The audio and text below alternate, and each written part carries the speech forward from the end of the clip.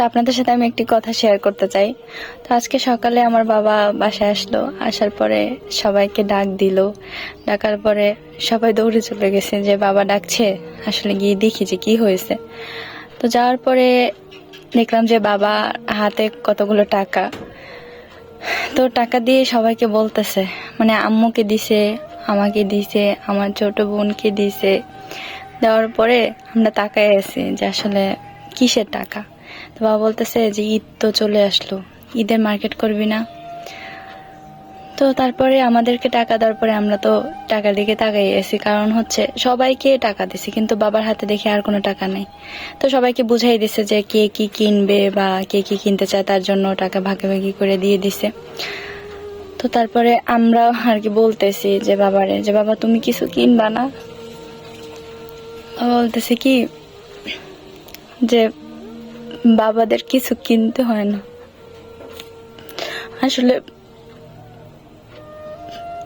এই কথাটা শুনে না আমার অনেক খারাপ লাগছে যে আসলে সব বাবারাই মনে হয় এমন যে ঈদ আসলে সন্তানদেরকে দেয়,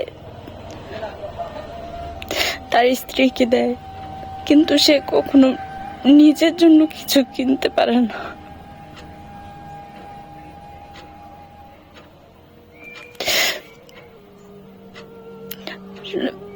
বাবার এই কথাটা আমার অনেক খারাপ লাগছে যে বাবাদের কোনো ঈদ নেই, বাবারা না কিছু কিনতে পারে না।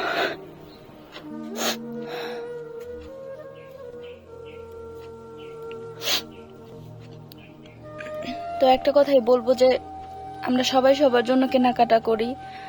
তো যদি কোনো মানে কিছু টাকা থাকে, যদি পারেন বাবার জন্য কিছু কিনবেন, কারণ যাদের দেওয়ার মন তারা তো এমনিতেই দিবে, হয়তো নিজের থেকেও বেশি কিছু দেওয়ার চেষ্টা করে বাবাকে মাকে। তো হয়তো অনেকের সামর্থ্য থাকে, অনেক সন্তানদের মন আছে কিন্তু সামর্থ্য নাই যে তার বাবাকে ভালো একটা জিনিস কিনে দিবে, তার কাছে হয়তো টাকা থাকে না। আবার অনেক সন্তান আছে জব করে অল্প টাকা পায় স্যালারি, তো বাবা মাকে অনেক কিছু দিতে ইচ্ছে করে কিন্তু দিতে পারে না। হয়তো সামান্য কিছু দিবেন, তাতেই বাবা মা খুশি হবে।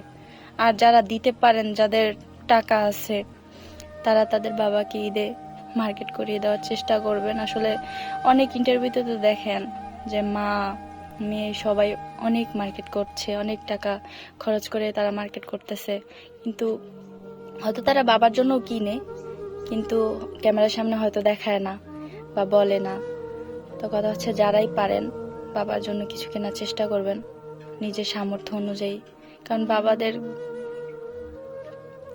অনেক বাবারাই আছে ঈদে কিছু কিনে না সন্তানদের জন্য,